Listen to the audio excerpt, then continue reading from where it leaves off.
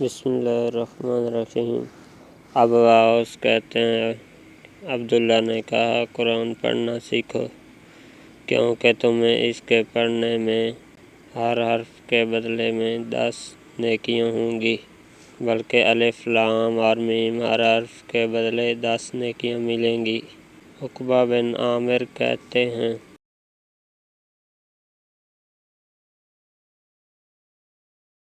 فرماتے تھے اگر قرآن چمڑے میں رکھ کر آگ میں ڈالا جائے تو جلے گا نہیں۔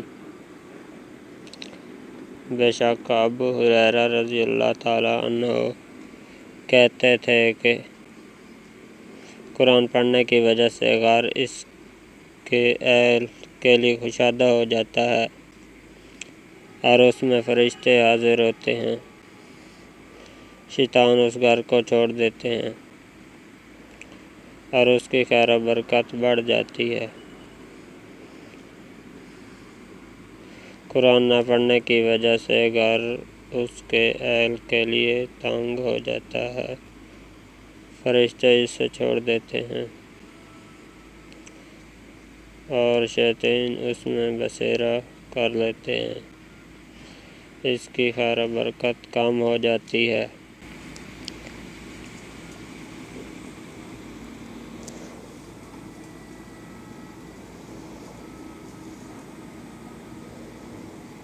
عبداللہ سے مروی ہے کہ انہوں نے کہا یہ قرآن اللہ کی دعوت ہے،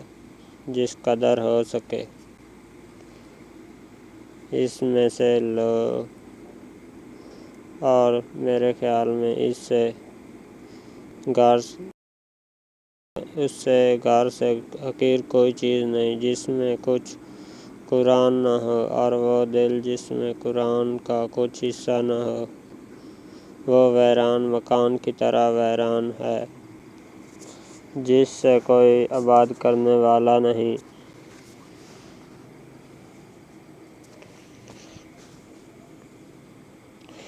سیدنا ابن عباس رضی اللہ تعالیٰ عنہ کہتے ہیں کہ رسول اللہ صلی اللہ علیہ وسلم نے فرمایا وہ آدمی جس سے کچھ بھی قرآن یاد نہیں ایسے ہے جیسے ویران مکان۔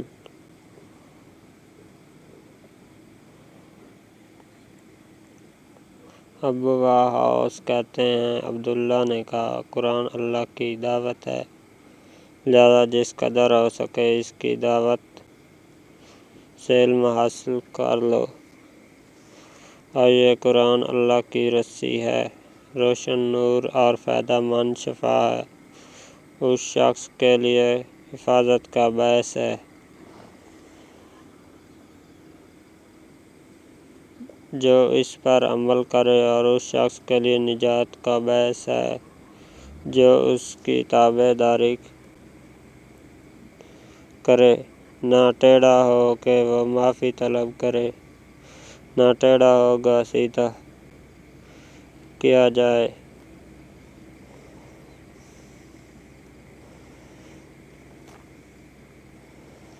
اور اس کے عجائب ختم نہیں ہوں گے، کثرت تکرار کے باوجود پرانا نہیں ہوگا، لہذا تم اس سے پڑھو کیونکہ اس کی تلاوت پر اللہ تعالیٰ تمہیں ہر حرف پر 10 نیکیاں دے گا۔ یاد رکھو میں یہ نہیں کہتا کہ الف لام میم کے بدلے 10 نیکیاں ہیں، بلکہ الف لام اور میم ہر حرف کے بدلے 10 نیکیاں